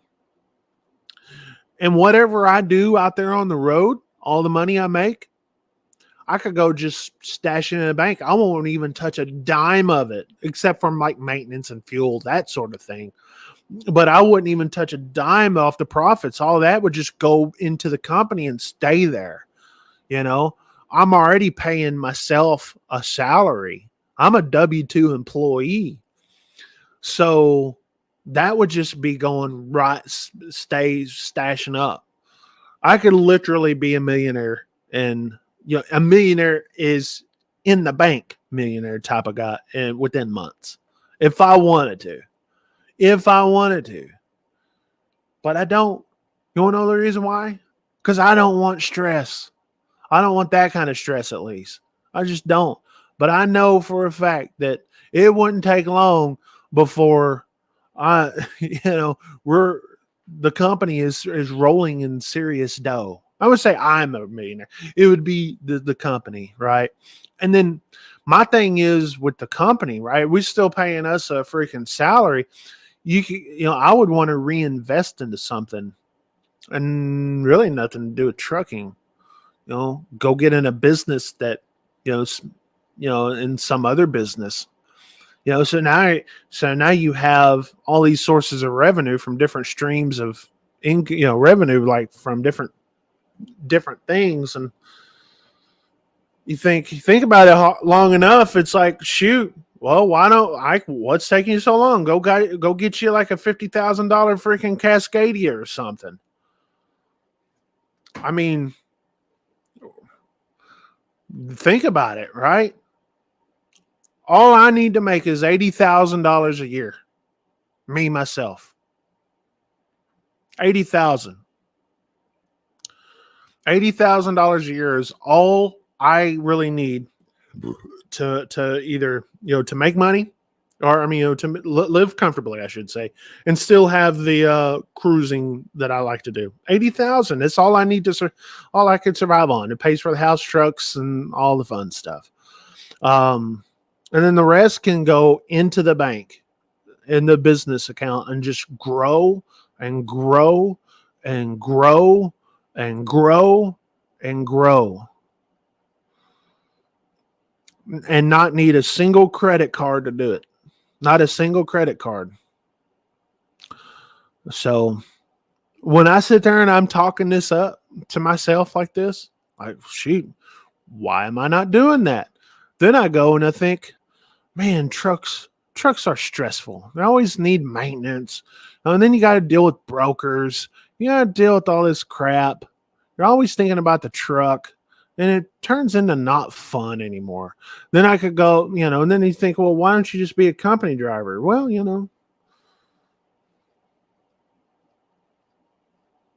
not making as much money, right? You're not, you become a W-2 with that company.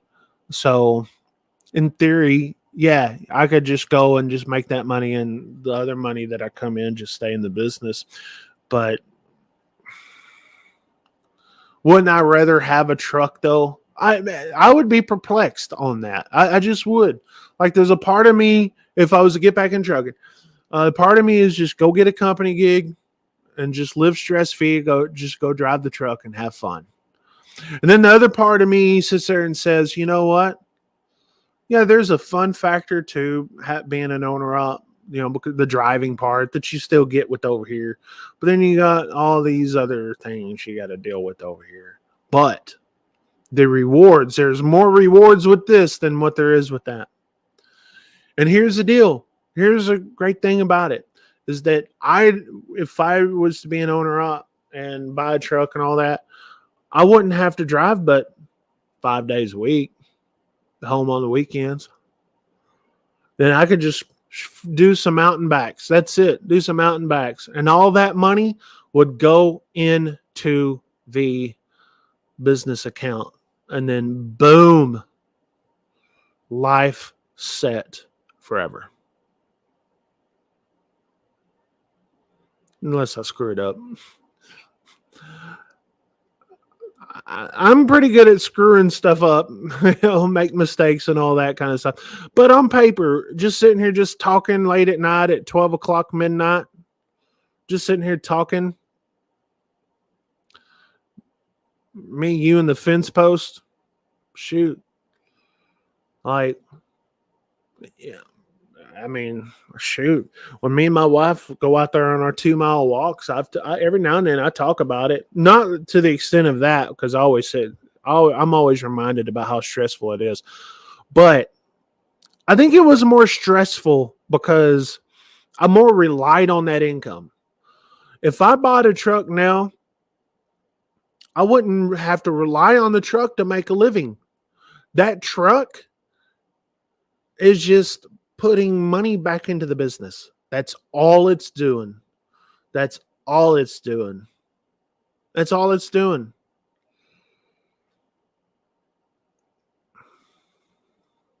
If I'm going to be away from the house, then it has to have a very good purpose. Absolutely. Absolutely. And that's the thing. I am spoiled with this life. I will sacrifice I do enjoy what I have going on now, right? I basically set my schedule. I do what I want. I'm sitting here doing this, right? Having a little bit of fun. This is fun for me. Just sitting there talking is fun. Talking to you guys. This is fun. But I'll go to bed and I'll wake up in the morning and say, man, that sure was a dumb thought I had. But I mean, yeah, go buy like a $50,000 Cascadia with maybe 500,000 miles on it or something like that. I don't know how much trucks are going for these days. But if that was the case, if I get a truck for 50,000, say you have 400,000 miles on it, maybe 50 or 500,000 miles on it, I would think that would be a decent deal. I would think that would be maybe close to an average deal. But I would have to go and talk with people that are experiencing that. And it's a good thing. I do have a lot of references where I like, hey, can I pick your brain on something? Because this is what I'm thinking about doing. And they would give me the honest truth about, I was like, hey, this is my business model. What do you think? Because here's the deal. I always, the thing that I've learned, through all my situations that I have, the best thing to have is other forms of income. Other forms of income. And that I have. I could go and shoot. If I'm profiting out of the truck, if I'm netting out of the truck, let's just say $3,000 a week. I'm not sure if that's a good number or not. Let's just say $3,000 a week going into the business account on top of what we've got going on. And then we're talking about net. We're not talking about gross revenue, because you always got to think about the truck payment, insurance, permits, fuel, all that, maintenance. But let's just say $2,000 a week. Let's say two, which is probably a lot more doable, right? A lot more doable, especially if I'm going to only work 5 days a week. Just do like 2 out and backs and be done. Say if I do that, $2,000 a week, say that's, $8,000 a month profit out of that truck going into the business account. And I'm not even touching that. I'm not even touching that money. That money is not going into my personal account at all. It's going into the business. I would definitely say that business account will be looking pretty freaking sweet by the end of the year. Pretty freaking sweet. Now, I will say this though. My taxes for that would be pretty extreme. The reason why that would be is because the business is a C corp, right? And what is it? 21%. So, if you have $100,000 profits in a year, guess how much taxes you're paying. But, LLCs, S corps, those are pass-throughs, right? And I'm a W-2 employee. So it all evens out, right? It all evens out. So I don't know. I'm sitting there thinking, I'm not no expert on this, but I'm just out here just thinking, just throwing stuff out here, because I guarantee you in the morning, I ain't thinking the same thing. I'm like, yeah, that sure was a dumb thing you were talking about last night, but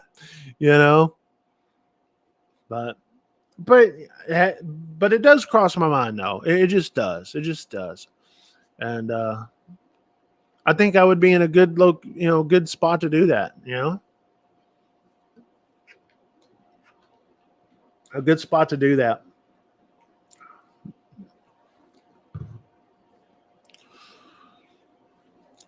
but I don't need to. And that's the thing. I don't need to. Do I want to? Do I want to have like a 5-year plan of doing it? Say if I do that and have a 5-year plan and then just go sell the truck, right? Because I'm not going to be one of those guys that I'm going to hang on to this truck until it freaking breaks down. I ain't going to be that guy. Like I want to freaking do this for 5 years and then see where we're at. See where we're at. Hopefully I could reinvest that money into something else, to, even expand other than just what I'm doing now. And one of the things that I would love to do, I know you guys may think this is corny and cheesy, but to buy and have a bait shop with a cafe. Bait shop with a cafe. Sell minnows, sell tackle, sell little burgers and whatnot. And then if I have enough acreage or whatever, have a boat storage. Boat and RV storage. Because we're not too far away from the lake. Those are things that I would do. That would be fun. That would be fun to be an old man, and be going like, hey, out here griping and complaining about all the people freaking with their cell phones. They're griping and complaining about everything. And be that old man. And my wife is just over there just shaking her head at me because I'm shaking my head at the world, and we're just all shaking our heads over here. That's kind of the old man I want to be. By the way, this is something that's disappointing to me. You can't go get a freaking newspaper subscription for nothing. I miss the days. Here's the deal. A radio shop, I don't work on radios. No, a radio, I'll be just talking on them. I'm an appliance operator. You don't want me working. Listen, I have the shakes real bad, right? I have the shakes real bad. It's like they're called tremors. They have a word for it. It's not Parkinson's. I don't have Parkinson's, but it's something else. And it's hereditary. And but anyway, you imagine me with my little shaky hands, little shaky fingers, trying to freaking have a soldering iron and sitting there trying to freaking solder little bitty freaking wires together. Nope. I'd be burning my fingers over here doing all that number. Oh, man. But long are the days you can't. I miss the days of reading the newspaper on the front porch. Okay? The front freaking porch. I miss those days. Can't even get them. Oh, like, look at the new prices at ARL. Just be sitting down and when you see the prices. Well, I'm not even an ARRL member. I need to be an ARL member. I do. They'll be at the Hamfest. Hey, I know there's a Hamfest down here in Shreveport on August 12th. That's a club I'm in. I'm in the Shreveport Club. And we're running that, and it's the first time I've been in 2 Hamfests, but not be a part of the club that's running the Hamfest. It'll be the first time, so it'll be interesting. I just realized I got a 4-Wheeler Friday video to send you. Lost a load of honey to this one. Well, ship it over. I will say this. You guys get the exclusive on this. The next, so I have 4-Wheeler Friday already scheduled for this Friday, but then the next 3 Fridays, there's not going to be a 4-Wheeler Friday. I have the videos that I used to have on this channel will be going up on that channel. And the reason why I'm doing that is basically because of the cruise that I'm taking. Right. First of all, those videos need to be seen. But then also that cruise that I'm taking is a 2-week cruise. I'll be out there 2 weeks. Now, I am taking my laptop. I am taking my microphone. I will be making Bonehead Truckers videos on the cruise ship. Okay. But the less I have to do on the cruise ship, the better. Okay. So I've already got next week's Bonehead Truckers of the Week done. And I have, so you have Four Wheeler Friday this Friday, but then the next Four Wheeler Friday won't be on until, let me look, until the 25th, right? 1, 2, 3. Yeah. The 25th will be the next Four Wheeler Friday. Will be the next one. Tentative. Now, I may go ahead and release one in one of those Fridays, but so far I'm not going to do that. Now, the good thing about that is that the next Fridays after that, those should be pretty good videos. When I have a little bit more of a selection of to put something to put together, right? Where a lot of times I just put whatever people send me on there. I put circus music on. But because let's be totally honest, some of these videos are the same. You know, okay, we're sitting there seeing the same thing, but it's different when you put circus music on it. It just is. So, but at least with that, I could be a little bit more selective on the clips, and I could kind of throw away clips that I don't need, or at least I could maybe put those on a back burner for later on.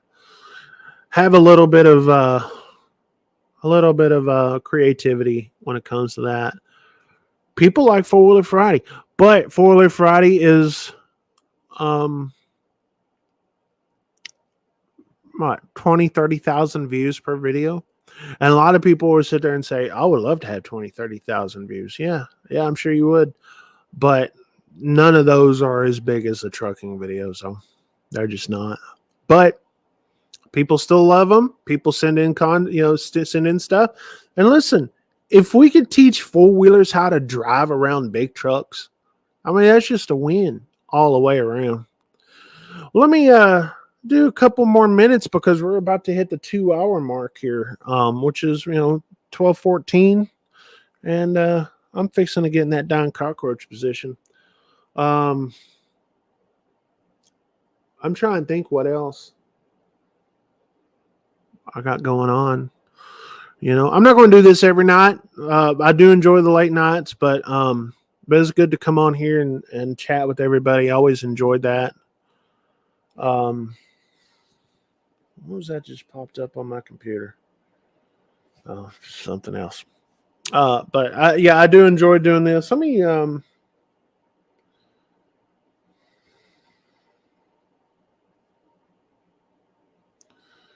look at the Bonehead Truck or Bonehead Weather, because this is streaming on 2 different channels.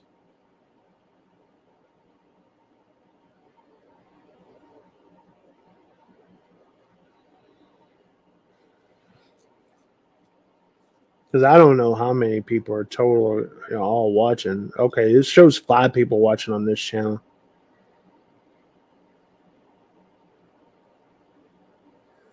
Okay. Those 5 people, so that means 15 on this one. So, yep. That's cool. I was just kind of wanting to see that. And all that stuff. Well, anyways, guys, I appreciate you guys hanging out with me tonight. Those of you guys watching on the replay in the morning or whatever, hopefully you guys got a little something, little bit of entertainment. Hopefully I'm not putting you guys to sleep. But hey, this is late at night, okay? A lot of you guys are trying to go to bed and trying to go to sleep. I could definitely help you with the going to sleep part. Have my DMV appointment set to get my license 5 weeks from today on Wednesday, doing my CDL schooling in the meantime. Well, good luck to you, man. Any help, man. That's what we try to do. We try to help out as much as we can. Just be a sponge. Listen to the old timers, man. Listen to them. and listen to the stories. We love telling stories. Truck drivers love telling stories about their trucking days. Just do. Especially those of us that got to do some outlaw stuff back in the day, right? And I feel like even though I don't feel like I was lucky back then, I definitely didn't feel like I was pounding my chest. Oh, look at me, because let's just face it, most people were doing exactly what I was doing. Okay. You know, but I could tell you this is that talking about the old stories from back in the day, when you have a bunch of freaking YouTubers on here that all they know is a electronic log, they don't know anything else but an ELD. Um, it's like they don't know. They don't know. And I don't know. There's a sense of like, I did this and you didn't. Yeah. Yeah. But I can tell you this. We did some dumb stuff back then. I mean, some dumb stuff that I would not do now. I'm too mature to do that now. I'm in my 20s, my early to mid 20s doing this stuff. And I'm just trying to impress my boss and impress the other drivers. And we had a what the crap? We had a board, right? With all the schedules on it. It was just a whiteboard with all the drivers. Um, but the top drivers were always on top, right? And there was me and another guy that was always alternating between the top drivers. And those of us top drivers, what we did the stuff that those other guys wouldn't do. We would freaking, whenever we got back to the yard and boss says, "Hey, I need you to do another. Can you do another load?" Because they can't tell you, they can't force you because you're out of hours. But it's like, "Hey, can you do another load for me?" It's like, "Yep, I can." And because we would do that, we got the first choices of all the loads. So back in those days, uh, every now and then we would get a St. Louis run. And put things in perspective, our running area was all of Texas, southern New Mexico, all of Oklahoma, Louisiana, and Arkansas. And then we would get these special orders that would go all the way up to St. Louis. And let me just say, we got paid by the hour in those days. And we got paid for every hour. For every hour. Then you'd be like, "Hey, Ike, well, wouldn't you just want to take a well, in those days, they were 8-hour breaks. They weren't 10-hour breaks. But you'd be like, "Hey, Ike, wouldn't you want to take a 10-hour break?" It's like, well, that's not really how it would work. But back then, when they put those St. Louis runs on us, they put them on us like during a slower time of the year, like during the summertime, because we weren't running like that all year long. We just weren't doing it. But we would run up there during like this time of year, like July, August, where it's slow here, but up there, it's not right. And so we would go and take, and there was me and another guy, and we wouldn't team to do it. We would just do it, by ourselves. And shoot, I'd run up there to Big Cabin, right, and go spend the night or something. Man, what did I do in Big Cabin? Maybe I didn't. I don't know. I just know that I would run all the way up to St. Louis, spend the night there, go and make my drops, all my deliveries to the Home Depots, and then maybe that's when I got to Big Cabin. Go to Big Cabin, sleep there. Again, I didn't take a full break. I just slept. And when I felt like waking up, I'll wake up and go. And we got paid for all those hours. But again, I know what a lot of you guys are thinking. You're thinking, well, why don't you just take a legal break if you're getting paid for those hours? Well, we're so busy that we couldn't do that. And on top of that, we didn't only just get paid by the hour, we got paid by each rack that we brought back to the yard, and we got paid for all the flats we did. So that's even more money that you're making, right? You're making more money the more work you're doing, not just by the hour. So lots of money to be had there, and it was really seasonal, right? We would start our running season in February and we go all the way up to about July 4th. And then it would just like stop for like a good solid 2 months, month to 2 months. September roll around. We're going we're hauling mums. Mums are those little plants. I'm not talking about the mums, for homecoming. I'm talking about the little plants, they're in the garden centers. And that would run September and October. Those are fall plants. And then we start delivering the winter plants like pansies and stuff like that, stuff that, is tolerable to weather. And then Christmas time would hit and we're delivering the poinsettias. And then after the poinsettias, after Christmas, it stops for the month of January, nothing going on until February hits and you're back running again. So you definitely have time, to do stuff. Or not run like that. We didn't run like that all year long, but when we ran, we freaking ran. And let me tell you, ain't none of these current YouTubers that's, could hang with us back then. Now, I would say some of the older guys that may be on YouTube now that were trucking back then, maybe they could. I don't know. But that was a different time. It was a different time. And, I do miss that time. I will say that, but that's just because I miss a lot of fun things, a lot of good drivers, a lot of good memories made. I'm still friends with a few of them on Facebook still this day. When you're running like that, I mean, yeah, I don't know, man. The more I talk about it, the more I miss it,